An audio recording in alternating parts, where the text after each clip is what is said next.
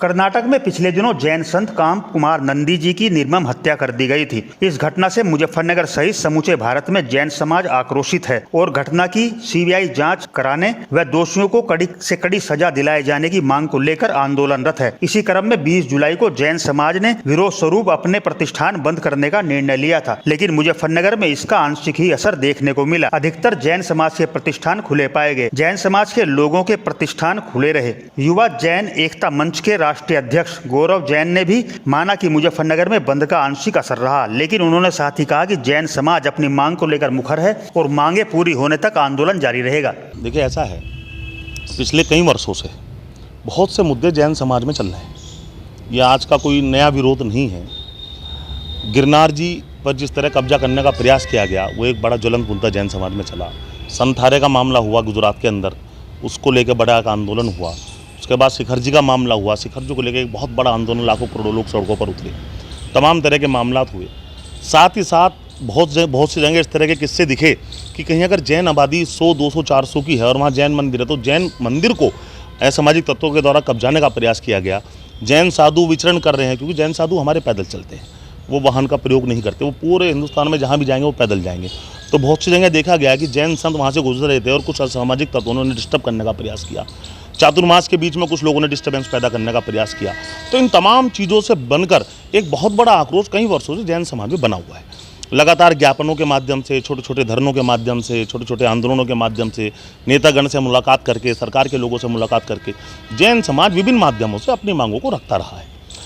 आज एक दुर्भाग्यपूर्ण घटना कर्नाटक में जो हुई, आदरणीय संत काम कुमार नंदी जी की हत्या कर दी गई षड्यंत्र के तहत, वो आक्रोश फिर से फूट पड़ा। अभी हाल ही में शिखर जी के आंदोलन के दौरान अपनी तमाम बातें सरकार को बता के चुके हैं। हमने उन्हें बताया कि किस तरह से हमारे संतों की सुरक्षा के प्रति जैन समाज चिंतित है। हमने बताया कि हम अपने तीर्थ स्थलों की सुरक्षा को लेकर कैसे चिंतित हैं, अपने धर्म स्थलों को लेकर कैसे चिंतित हैं। तमाम चीज़ों को हमने शिखर जी के आंदोलन में बार बार बताया। हजारों ज्ञापन मांग पत्र सरकारों को दिए गए, लेकिन सरकारों ने आज 3, 4, 6 महीने उस चीज़ को गुजर चुके, सरकारों के कान पर उसको लेकर जू नहीं रहेंगी। और आज परिणाम सामने, कर्नाटक में संत की हत्या कर दी गई। और भी छोटी छोटी घटनाएं हमारे सामने आई हैं। तो सरकारों के कानों पर जू न रहना, ये जैन समाज के लिए बहुत बड़े आक्रोश का कारण है। उसी के चलते लगातार आंदोलन पूरे देश में अलग अलग संगठन संस्थाओं के माध्यम से लगातार चल रहे हैं। मुजफ्फरनगर में भी हुआ, जहाँ का मैं स्थायी निवासी हूँ। मुजफ्फरनगर में तमाम सकल जैन समाज ने ज्ञापन के माध्यम से अपनी बात कही। हजारों ज्ञापन दिए जा चुके हैं। उसी परिप्रेक्ष्य में एक ये बंद का आह्वान भी आज था। ठीक है, वो आह्वान में मुजफ्फरनगर में हो सकता है उसका आंशिक असर ना दिखाई दिया हुआ आपको, लेकिन अधिकतर जगहों पे मेरी बहुत जगह बात हुई। मेरी फरुखाबाद बात हुई, मेरी आगरा बात हुई, मेरी दिल्ली बात हुई, बहुत जगहों पे मेरी आज सुबह से बात हो चुकी है। काफ़ी जगहों पे अपने प्रतिष्ठान जैन समाज ने बंद रखे हैं। लेकिन ये आंदोलन का एक कदम है। आंदोलन पिछले 10 दिन से चल रहा है और आगे अभी लंबा जाएगा। जैन समाज की स्पष्ट मांग है कि जो संत की हत्या हुई है उसकी जाँच हो। जैन एकता मंच ने भी उसमें मांग रखी है, जिसका मैं युवा शाखा में राष्ट्रीय अध्यक्ष हूँ। जैन एकता मंच ने भी अपनी मांग रखी है कि इसकी सीबीआई जांच हो, इसके पीछे का षड्यंत्रोपण हो और जिन्होंने ये कत्ल किया है उन दोषियों को सख्त से कार्रवाई हो। और उसमें 9 सूत्रीय मांग पत्र हमने दिया था, मैंने मीडिया को सब उपलब्ध करा था, आपके पास भी आया होगा। 9 सूत्रीय उसमें मांग पत्र, जैन संतों की सुरक्षा उसमें सुनिश्चित हो, तीर्थ स्थलों की सुरक्षा सुनिश्चित हो, जहाँ पर हमारे तीर्थंकर भगवान है 24, जो उनकी प्रकट स्थल है और जो उनका मोक्ष स्थल है, उन्हें तीर्थ स्थल घोषित किया जाए, शाकाहारी क्षेत्र घोषित किया जाए। जैन धार्मिक स्थलों से 100 मीटर की दूरी में शराब और मांस की बिक्री पर प्रतिबंध लगे। ये तमाम तरह की मांगे, सुरक्षा और संरक्षण, एक सुरक्षा संरक्षण आयोग का गठन हो जैन समाज का, प्रदेश में भी देश में भी। ये तमाम तरह की मांगे हम सरकार से कर रहे हैं और आज ये मांगे आंदोलन का रूप ले चुकी है। अब ये लंबा जाएगा लगातार। आज आपको हो सकता है यहाँ कुछ कम दिखाई दिया हो, लेकिन बहुत आक्रोश है। बहुत बड़ी संख्या में इकट्ठे होकर ज्ञापन दिया था और आंदोलन मुजफ्फरनगर में नहीं, उत्तर प्रदेश में नहीं, पूरे देश में बहुत लंबी स्थिति में जाने की तैयारी में है।